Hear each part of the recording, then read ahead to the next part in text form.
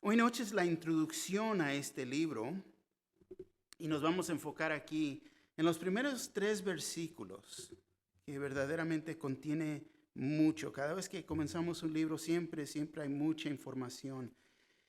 Comenzando aquí en el versículo 1, ¿ya están todos ahí? Dice Pablo, apóstol de Jesucristo por la voluntad de Dios, a los santos y fieles en Cristo Jesús que están en Éfeso. Gracia y paz a vosotros de Dios nuestro Padre y del Señor Jesucristo. Versículo 3 nos dice, bendito sea el Dios y Padre de nuestro Señor Jesucristo, que nos bendijo con toda bendición espiritual en los lugares celestiales en Cristo. Amén. Por favor, tomar asiento. El tema principal de este libro, hay varios que uno puede tomar y yo voy a tratar de combinar algunos de ellos, porque yo cuando miro aquí el tema de este libro, miro fe y propósito. Fe y propósito. Pero también es en reconociendo las riquezas que podemos tener en Cristo Jesús. Porque verdaderamente somos grandemente bendecidos con las riquezas que Cristo tiene para nosotros y nos ha dado. Y es aquí que comenzamos la epístola a los Efesios, pero como les he dicho, epístola simplemente quiere decir carta. Es una carta, es lo que es. Este corto libro es una carta que Pablo escribió a esta iglesia. Y yo sé que he bromeado a través de los años cuando comienzo una epístola nueva. Epístola no es la esposa de un apóstol, no lo es, ¿no? Pero es una carta. Y comenzamos aquí otra carta que Pablo escribió cuando él estaba en prisión. Esta es una de 4 cartas que él escribió cuando estaba encarcelado en Roma, entre los años 60 al 63 después de Cristo. Estas cartas son conocidas como las cartas de la prisión o las cartas de cautividad. Las 4 cartas o epístolas son Filipenses, Colosenses, Filemón y Efesios. Son las cartas que escribió. Ahora, el propósito de la escritura, Pablo, fíjate, y esto es importante porque en realidad nos pinta el cuadro o nos permite entender el intento de Pablo aquí, ¿no? Pablo deseaba que todos los que anhelaban una madurez a la semejanza de Cristo recibieran este escrito, que lo recibieran, que lo entendieran, que lo captaran, que lo aplicaran en sus vidas. Y es este libro de Efesios que describe la disciplina necesaria para convertirse en verdaderos hijos de Cristo Jesús. Es lo que hace. Ahora, como su pastor, para mí, mi deseo y mi oración, y lo voy a decir de esta manera, para vosotros, ¿no? Para ustedes. Porque yo siempre los considero, me encanta que estén aquí, me encanta que estemos estudiando la palabra juntos, pero esta era la parte de Pablo. Por otra parte, aquí podemos ver un estudio de Efesios ayudará a fortalecer y a establecer al creyente. Y esa es la razón que creo que el Señor me lo puso en corazón, porque ayudará a fortalecer y establecer al creyente para cumplir con el propósito y el llamado que Dios tenga para él o para ella. Y esa es la razón para mí que miramos este libro, porque vivimos ahorita en unos tiempos muy instables, de día en día. Viene el temor. Estaba la canción que estábamos viendo y me puse a pensar en las palabras. Cuando estamos en su presencia se lava todo temor. ¿Ven? Y en realidad me pongo a pensar aquí, ayudará a fortalecer y establecer al creyente para poder cumplir con el propósito, el llamado que Él tiene para nosotros. Entonces esto está hablando de madurez, de poder recibir esto, de poder aceptar lo que se nos está dando. Y el objetivo aquí de esta epístola es confirmar y equipar una iglesia madura. Aquí se presenta, podemos decir, una perspectiva balanceada del cuerpo de Cristo y su importancia de la economía de Dios. Así que vemos la fe y el propósito para y en nuestras vidas. ¿Cómo necesitamos esa fe? ¿Cómo necesitamos reconocer el propósito que tenemos esta fe? El propósito que tenemos todos estos dones espirituales, que tenemos estas riquezas en Cristo Jesús. Es el tema, las riquezas en Cristo. Y esta carta a los Efesios se le ha llamado la corona de los escritos de Pablo. Y a mí se me hizo muy interesante, porque me pongo a leer comentarios y la historia que les voy a leer, la he leído no, ya ni me recuerdo cuánto, pero es la historia que el pastor Warren Wiersbe en su comentario nos da un ejemplo de esta mujer. Se llamaba Hetty Green, Hetty, Green, verde su apellido. Y la razón, yo no sabía quién era esta mujer. La primera vez que leí de esta mujer hasta lo tuve que googlear. ¿Quién es esta mujer?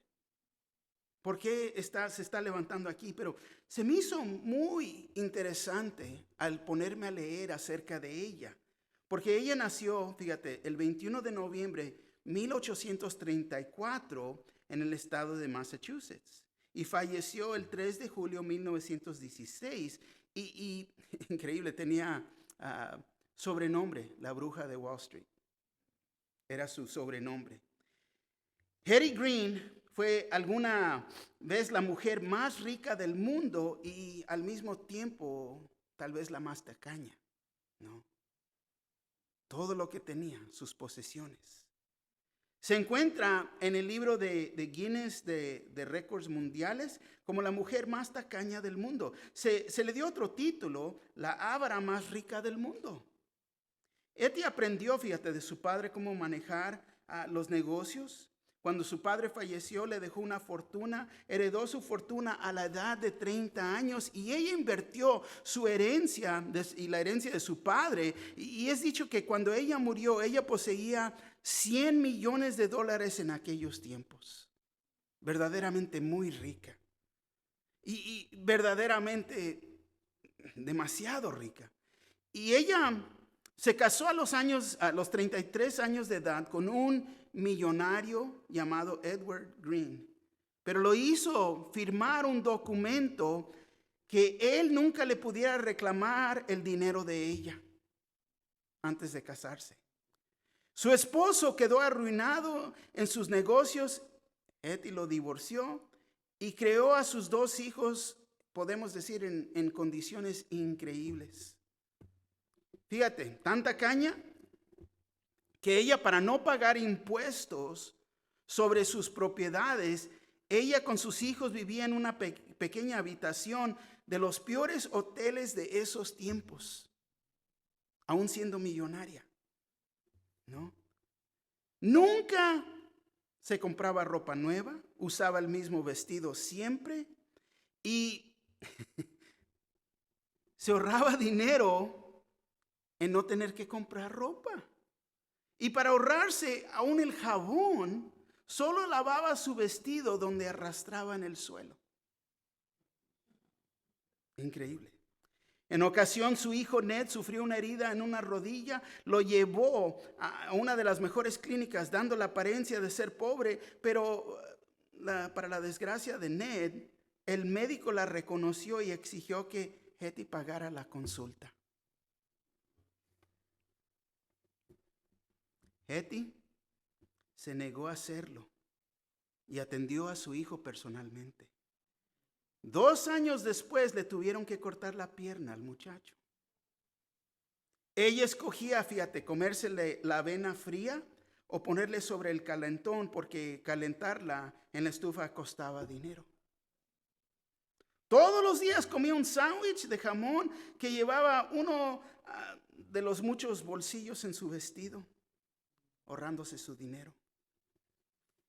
Eti falleció a la edad de 81 años de una embolia cerebral.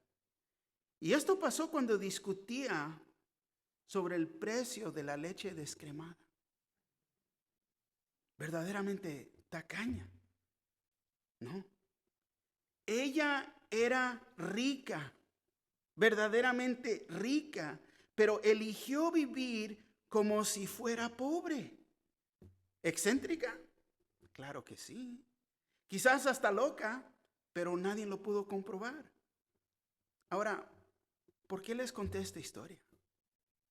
Y es real, lo pueden googlear, ya les dije. Ahí pueden encontrarla. Esto pasó.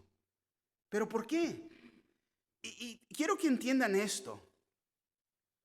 Dios nos ha llamado, hemos creído en Él en fe, tiene un propósito para nosotros, pero muchos cristianos escogen vivir como si fueran pobres.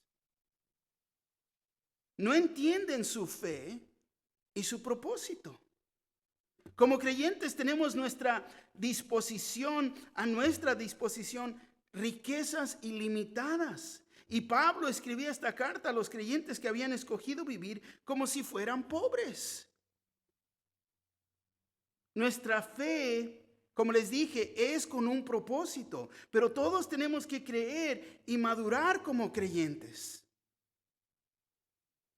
Ahora, no vayan a confundir lo que les acabo de contar aquí y lo que les estoy contando. No vayan a confundirlo, porque no estoy enseñando el evangelio de prosperidad. Eso es falso. No todo cristiano va a ser rico. Permítame aclarar. Tenemos que reconocer que lo espiritual es mucho más importante que lo material. Y ahí es donde muchos pierden vista. Aquí en el versículo 3, y se los voy a leer en la traducción lenguaje actual, dice así: demos gracias al Dios y Padre de nuestro Señor Jesucristo por las bendiciones espirituales que Cristo nos trajo del cielo. Fíjate, gratitud, ¿por qué? Por las bendiciones espirituales. Lo que vemos es que las riquezas del creyente es en Cristo. Cuando nacemos de nuevo, estamos en Cristo. Ahí están las bendiciones, en Cristo. Esto nos describe nuestra posición espiritual. Y porque estamos en Cristo, podemos hacer el uso de las riquezas de Cristo para nuestras vidas. Riquezas como su amor, su misericordia, su perdón. Al nacer de nuevo en la familia de Dios, somos ricos.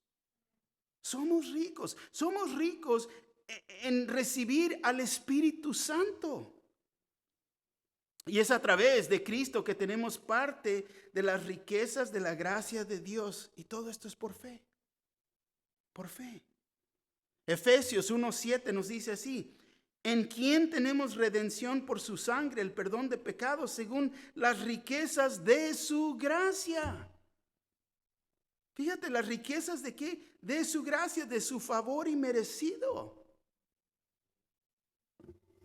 Entonces vemos que somos ricos en Cristo Jesús. Amén. Y esto es lo que vamos a estar estudiando en profundidad en las semanas que vienen. Pero por hoy, aquí hay que entender más de esta carta. La introducción. Ya vimos la fecha de escritura. Pablo escribió esta carta mientras estaba encarcelado aproximadamente entre los años 60 al 63 después de Cristo. Para seguir viendo esta carta, 3 puntos aquí en esta noche. Primero, el autor, que es la primera parte del versículo 1.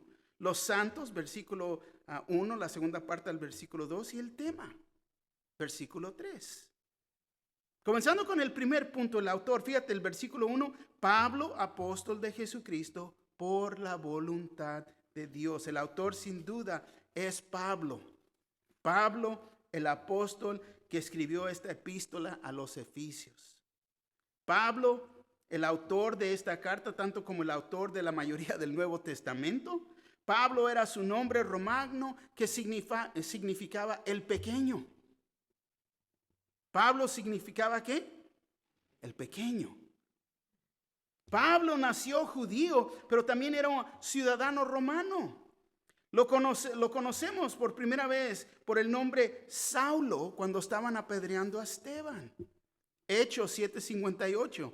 Y echándole fuera de la ciudad le apedrearon, y los testigos pusieron sus ropas a los pies de un joven que se llamaba Saulo, cuidando ahí la ropa de ellos mientras arrojaban piedras. Saulo era un fariseo, pero tan buen estudiado que era fariseo de fariseos. Fue entrenado bajo Gamaliel, uno de los maestros populares del día. Pablo era un judío y en su linaje él vino de la tribu de Benjamín. Y fíjate, él tenía mucho celo por su religión. Y en eso había negado a Cristo Jesús como el Mesías. Saulo, el nombre hermoso que significa pedido a Dios, o todavía mejor, aquel que ha sido pedido al Señor. Pero este nombre verdaderamente le traía mucho orgullo a este joven. ¿Te imaginas tener el nombre? Aquel que se ha pedido al Señor. Wow, se me infla el ego. ¿Quién soy? No. Yo soy especial. Mira el nombre que se me dio, ¿no? Pero sus padres, fíjate, habían tomado su nombre del primer rey de Israel, que también era benjamita. La historia bíblica nos cuenta que Saúl era un hombre, podemos decir, muy bien parecido, y además de gran estatura. Fíjate, la escritura dice así de él, 1 Samuel 9:2. Y tenía él un hijo que se llamaba Saúl, joven y hermoso. ¿Cuántas veces has visto en la Biblia que se le diga a un hombre que es hermoso? Verdaderamente guapo. Demasiado guapo y alto. Más alto y una atracción ahí. Simplemente se le llenaba el ego. Entre los hijos de Israel no había otro más hermoso que él. De hombros arriba sobrepasaba a cualquiera del pueblo. Pero cuando Saulo conoció personalmente a Cristo Jesús, al Señor, en el camino de Damasco, le pasó que se quedó ciego. Fue en esos momentos que se arrepintió de sus pecados y aceptó a Jesús como su Señor y Salvador. El gran ego que tenía por su nombre. Hechos 9:3-5 nos dice así: mas yendo por el camino aconteció que aquel que al llegar cerca de Damasco repentinamente le rodeó un resplandor de luz del cielo, y cayendo en tierra oyó una voz que le decía: Saulo, Saulo, ¿por qué me persigues? Él dijo: ¿quién eres, Señor? Y le dijo: yo soy Jesús, a quien tú persigues. Dura cosa te es dar coces contra el aguijón. Saulo se convirtió en Pablo, el apóstol a los gentiles. Hechos 9:15 nos dice: el Señor le dijo: ve, porque instrumento escogido más me es este, para llevar mi nombre en presencia de los gentiles y de reyes y de los hijos de Israel. Vemos que Saulo se entregó al Señor. Y te digo aquí, y toma nota de esto, qué curioso que en el momento de conocer al Señor, él ya no prefirió su nombre que le traía tanto orgullo. Ya no lo hizo a un lado. En conocer al Señor, verdaderamente se podía ver, se miraba por quién era. Y prefirió usar el nombre, el pequeño. Porque cuando conocemos a Cristo, Él trata con el ego de nosotros. Es lo que pasa cuando el Señor trata con nosotros y nuestro orgullo.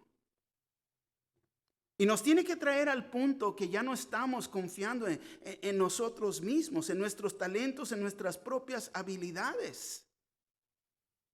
Ya no es lo que yo puedo hacer. Al contraste del Señor en mi vida, ¿qué puedo hacer? Te voy a decir rendirme, porque Él puede hacer grandes cosas a través de nosotros. Nosotros nos tenemos que hacer a un lado.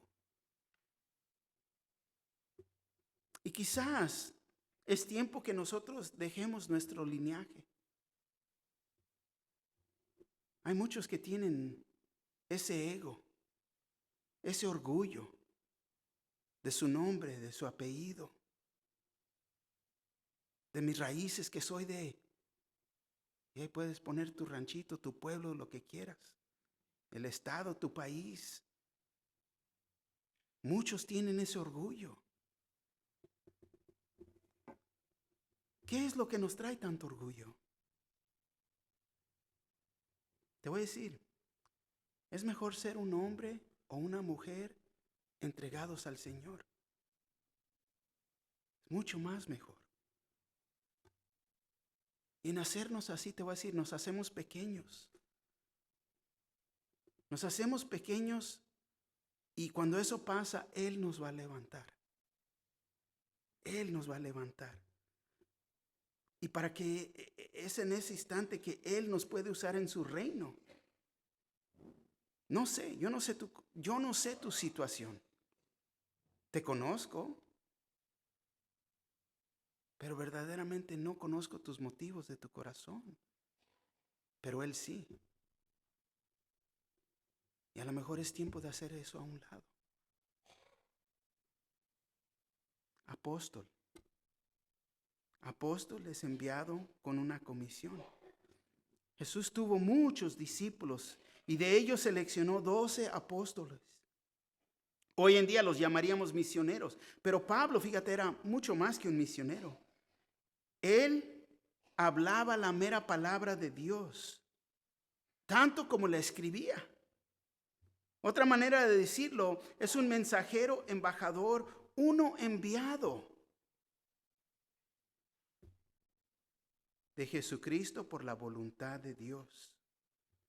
Vemos que es un apóstol, uno llamado por la voluntad de Dios. Y aquí podemos entenderlo de esta manera. No de mi propia voluntad, pero es lo que Dios deseaba hacer. Tenemos que entender que es una comisión directamente de Dios. Y hay que entender que el ministerio no es como cualquier otro trabajo o simplemente un oficio. No lo es así.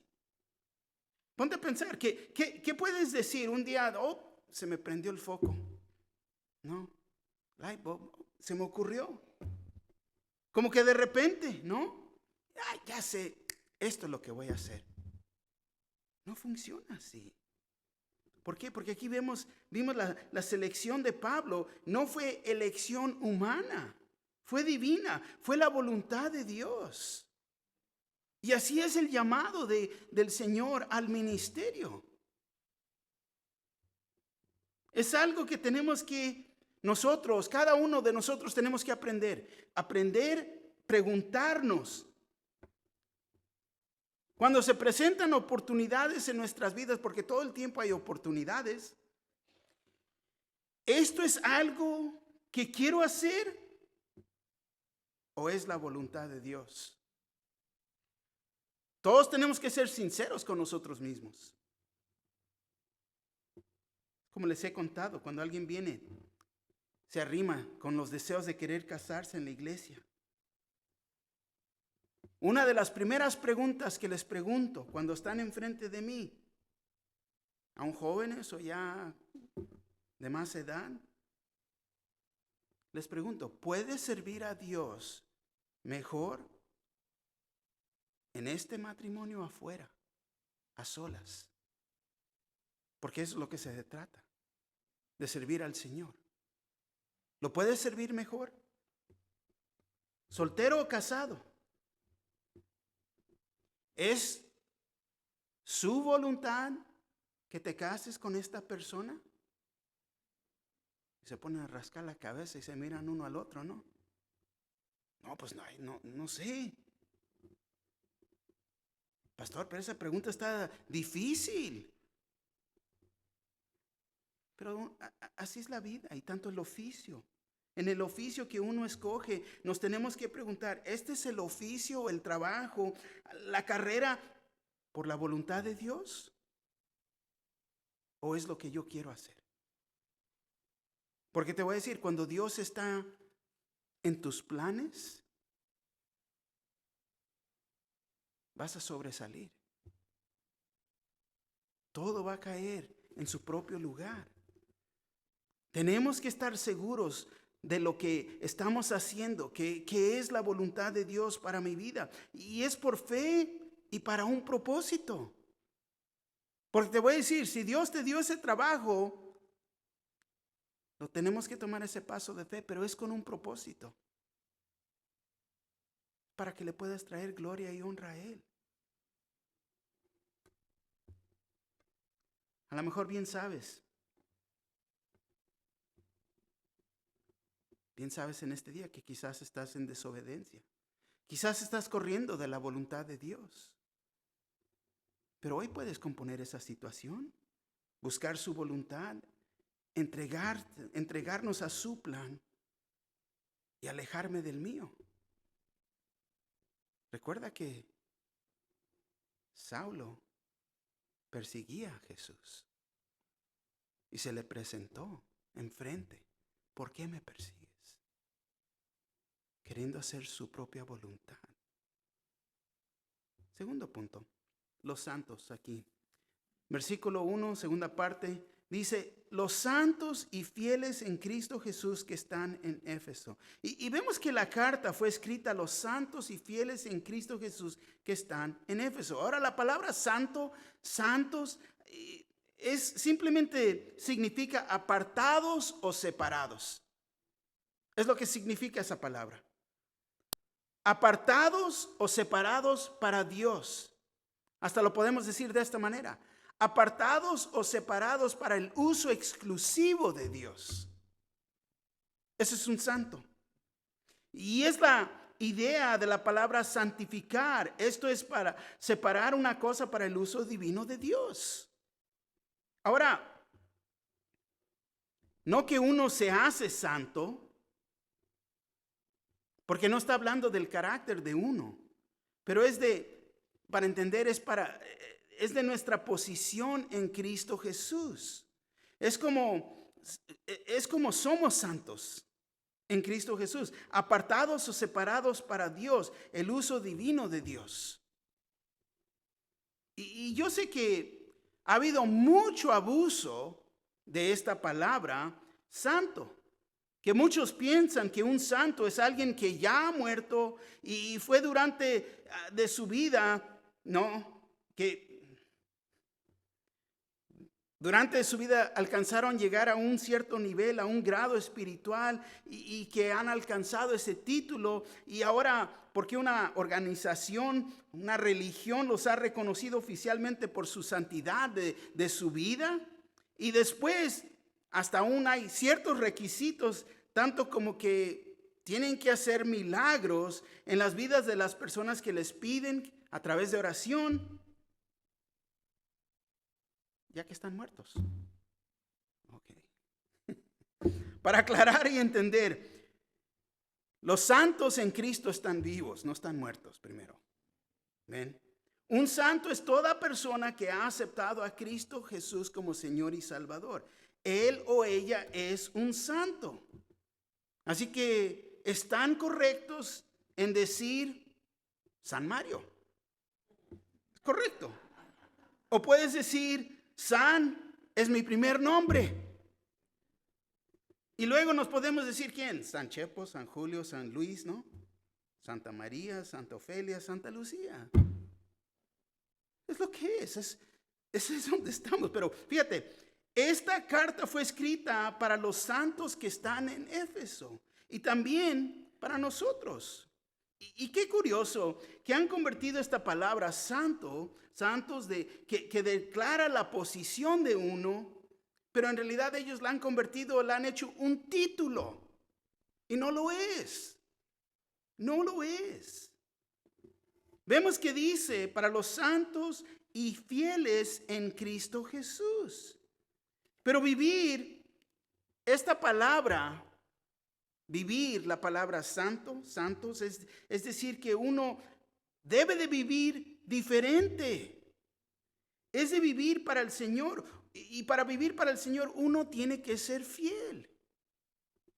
Tenemos que ser fiel. Debemos de ser en realidad lo que somos. Dios es santo y nos ha llamado a ser santos.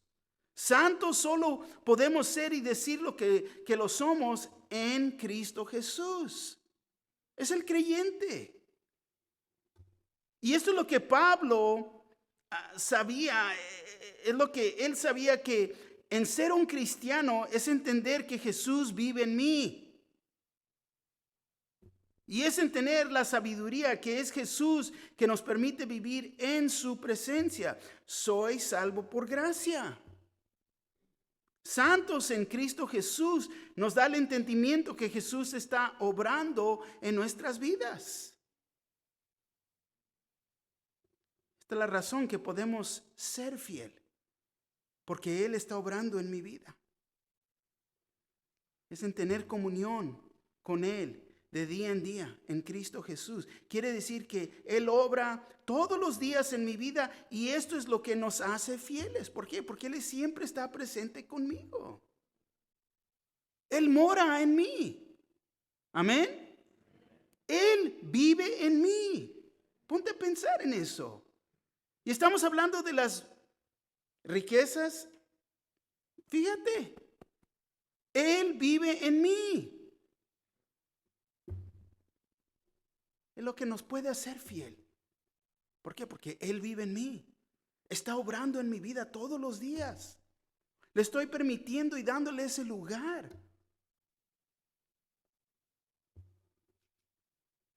Que están en Éfeso. Fíjate, vemos que la carta es para los santos, los creyentes en Éfeso. No a los que han muerto y han hecho disque milagros y ahora son reconocidos como santos. No dice eso. Éfeso, para entender, era una de las grandes ciudades del Asia Menor donde se adoraba la diosa Diana. Era un rico centro comercial ubicado en una amplia bahía que invitaba al comercio mundial del día. El templo de Diana era una de las 7 maravillas del mundo antiguo y vemos que adoraban a dioses falsos. Había mucha inmoralidad y sin tener que irme más allá, simplemente y sencillamente vivían en el mundo. Es como vivían. Entonces uno se rasca la cabeza, ¿cómo llegaron a ser santos? Ya vimos la primera parte de la respuesta de esta pregunta. Fueron fieles. Pero uno no puede ser fiel aparte de Cristo Jesús. Es imposible. La palabra fiel lleva la idea de ser creyente en el Señor. Y entonces, ¿cómo fueron salvos? Fíjate lo que dice el versículo 2. Gracia y paz a vosotros, de Dios nuestro Padre y del Señor Jesucristo. Vemos que es por la gracia de Dios que somos salvos, que ellos fueron salvos. Ahora esta palabra es usada 12 veces en esta carta a los Efesios. Es por la gracia de Dios que somos salvos. Favor inmerecido. Gracia y la fe, para poder entender, van juntas, siempre van juntas. Uno no puede experimentar la gracia y salvación aparte de la fe. Es imposible. Efesios 2, 8 y 9 nos dice así. Porque por gracia soy salvo por medio de la fe. Y esto no de vosotros, pues es don de Dios. No por obras para que nadie se gloríe. Para que nadie se gloríe. Ay, mira lo que yo hice. Oh, buen trabajo, Mario. No. Es favor inmerecido que Dios nos ha dado en nuestras vidas. Y esas es las riquezas espirituales que tenemos en Cristo Jesús. Pero ahí andamos como Ati, viviendo como pobres, tacaños. Me duele el codo porque no quiero dar. No estoy confiando en las riquezas que Cristo me ha dado en mi vida, que Él mora en mí. Fíjate, gracia y paz a vosotros. Y claro que uno tiene que experimentar la gracia de Dios para poder tener paz. Uno no puede poner la paz de Dios antes de la gracia de Dios. Sin su gracia no puede haber paz. Pablo, fíjate, visitó brevemente a Éfeso en su segundo viaje misionero. Ahí dejó a sus asistentes, la pareja Aquila y Priscila. Pueden leer ahí en Hechos capítulo 18. Y luego él regresó a Éfeso en su tercer viaje misionero y se quedó ahí por 3 años. Hechos 20:31 nos dice así: por tanto, velad, acordándonos que por 3 años de noche y de día no he cesado de amonestar con lágrimas a cada uno. Fíjate, recordándolos. Qué gran bendición.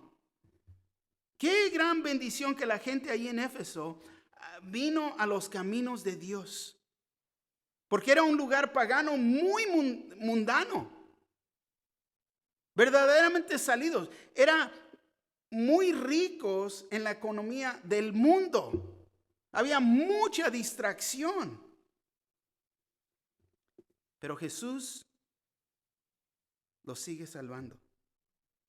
Aún hoy día nos sigue salvando a nosotros. ¿De qué? De la inmoralidad, del alcohol, de las drogas, de los malos deseos y las malas intenciones. Él desea tener una relación con nosotros. Y Pablo podría escribir y decirle a los fieles en Éfeso. ¿Por qué? Porque habían salido de ese tipo de vida. Se habían separado. Soy separado para el uso exclusivo de Dios. Entonces esto me dice a mí que se alejaron de los deseos mundanos, que fueron fieles en caminar con el Señor.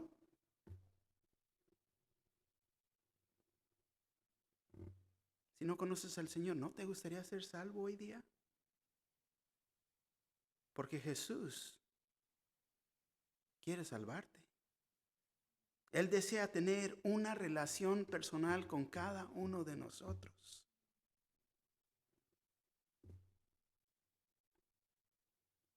Hay que creer en Él, pedirle perdón por nuestros pecados,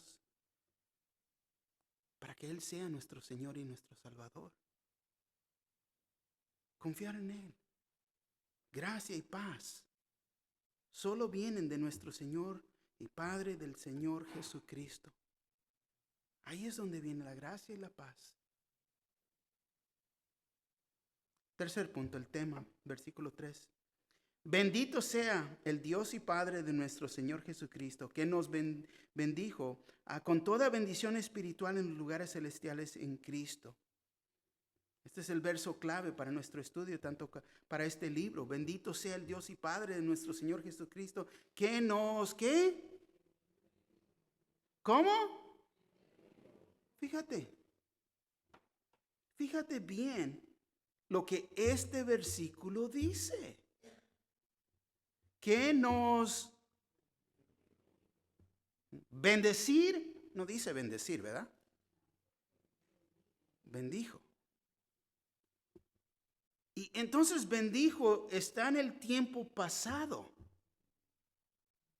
No en el presente, está en el tiempo pasado. ¿Estamos de acuerdo? Amén. Fíjate. Entonces nos está declarando que ya somos o ya hemos sido bendecidos. Entiende lo que está diciendo aquí. Porque muchos están buscando las bendiciones de Dios acá. No reconocen. Ya hemos sido bendecidos. Una vez más, ¿qué? Fíjate, tiempo pasado. Muchos te quieren hacer creer que entre más le das a Dios, más bendecido serás. Pero la creencia es que crees que tienes que dar a Dios para poder recibir. Pero la gracia de Dios es favor inmerecido. No es así. Ya hemos recibido, ya nos ha dado, nos dice que nos bendijo. Ponte a pensar. Una vez más, el tema aquí, las riquezas del creyente en Cristo. Ahora la pregunta es, ¿lo crees? ¿Crees? Para creer se requiere fe. Y si es así, ¿para qué nos bendijo? ¿Para qué? Es porque existe un propósito. Pero muchos no quieren tomar ese paso de fe y caminar en ese propósito, el llamado que Dios nos ha dado. Y por eso ni siquiera reconoces las bendiciones que ya te dio. También vemos que en este versículo que el Dios y Padre de nuestro Señor Jesucristo es la fuente de nuestras bendiciones. Fíjate, es a través de Cristo que tenemos parte en las riquezas de la gracia. Efesios 2:7, para mostrar en los siglos venideros las abundantes riquezas de su gracia en su bondad para con nosotros en Cristo Jesús. Fíjate, abundantes riquezas de su gracia.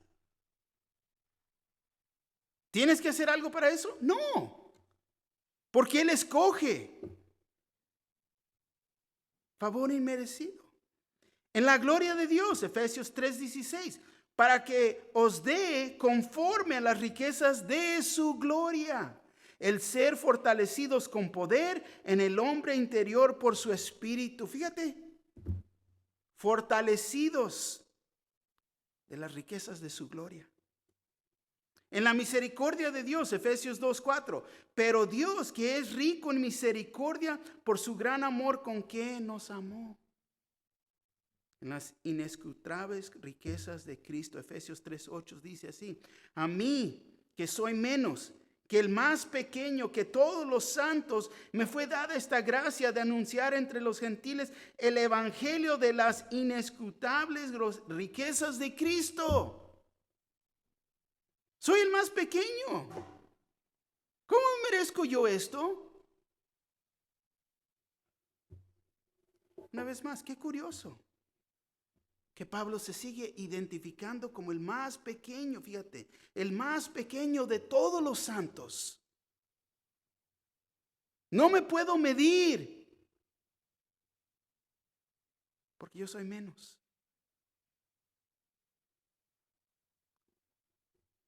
Nada de orgullo en su vida. Nada. Pero él reconoce las riquezas que tiene en Cristo Jesús. Con toda bendición espiritual en los lugares celestiales en Cristo. Lo que podemos ver aquí es un contraste. Para entender, Éfeso era el lugar donde depositaban todas las riquezas de Asia. Un lugar demasiado rico. Podemos decir que Éfeso era el banco de su tiempo. Para nosotros es el cielo.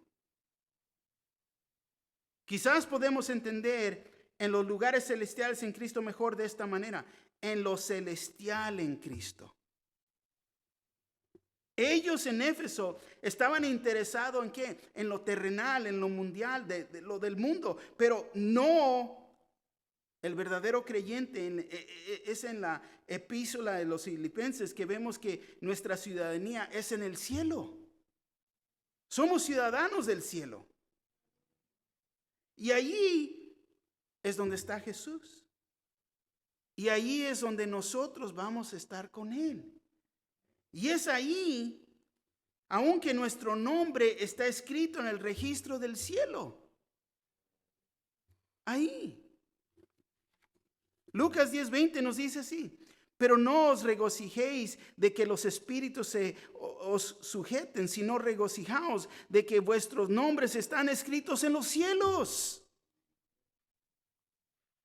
¡Wow! Verdaderamente ricos en Cristo Jesús. Entonces nosotros como cristianos operamos en dos esferas, en el mundo y en el cielo. Podemos decir que tenemos doble ciudadanía. Pero entendiendo la realidad que la esfera celestial es donde vamos a vivir, en realidad por toda la eternidad, es donde están nuestros verdaderos tesoros, donde vive Jesús y Él nos espera. Es en reconocer lo celestial que recibimos el poder para vivir en el mundo. ¿Por qué? Porque aquí nada más es un corto, breve tiempo al contraste de toda la eternidad. Estoy sufriendo, estoy doliendo. Es breve. Es por una temporada. Ponte a pensar. Ponte a pensar. Parece que entre más ancianitos, yo no, pero bueno, no.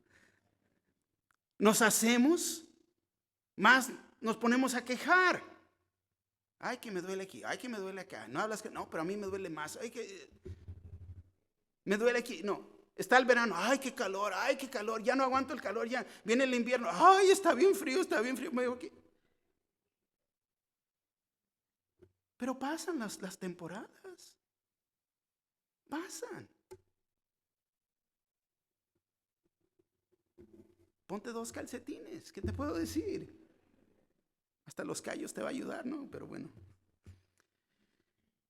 Es reconocer lo celestial que recibimos ahí el poder para vivir en el mundo. ¿Por qué? Porque nuestros ojos están puestos en lo eterno. Fíjate, el ánimo y el aliento. Hasta la carga se levanta. ¿Por qué? Porque estoy poniendo mi vista donde debe de estar. No importa que para ahorita estamos aquí en el mundo, nuestra posición es con Cristo Jesús.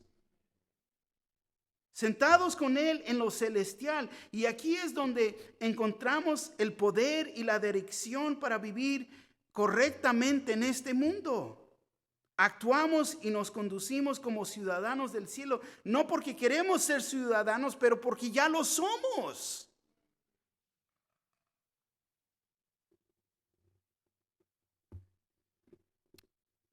En esos tiempos, las personas del mundo, fíjate, venían a depositar todas sus riquezas en el templo de Diana. Te pregunto en esta noche, ¿dónde estás depositando tus riquezas? ¿En lo terrenal o en lo celestial? Pero en pensar en riquezas también se puede entender de esta manera. ¿Dónde estás invirtiendo tus finanzas? ¿En lo terrenal o en lo celestial? Pablo solamente quiere que vayamos a entender, que cada uno de nosotros entiendamos que ya somos ricos en Cristo Jesús. Ya lo somos. ¿Qué es la aplicación aquí en esta noche? Primero, tenemos que entender que tenemos bendiciones en Cristo Jesús. Podemos ser ricos en Cristo Jesús. Y allí la clave es en Cristo Jesús. En. Lo importante es lo celestial, no lo terrenal. 3, no tenemos que vivir como pobres en este mundo. ¿Por qué? Porque Cristo nos ha dado riquezas, bendiciones espirituales. Pero nosotros perdemos vista de eso. Y andamos como Hetty Green. No queremos gastar, no queremos hacer, no, queremos proteger todo eso. Cuando toda esa bendición que Dios nos ha dado es para hacer bendición a otros, para tener cuidado de unos a los otros, para animarnos unos a los otros. ¿Por qué? Porque hay veces el hermano o la hermana pone su vista en lo terrenal y no ven que se están descarrilando. Y ahí como hermanos y hermanas, cuestión de agarrarlos, jalarlos, traerlos a la atención, para que puedan reconocer las grandes bendiciones que tenemos en Cristo Jesús. Amén.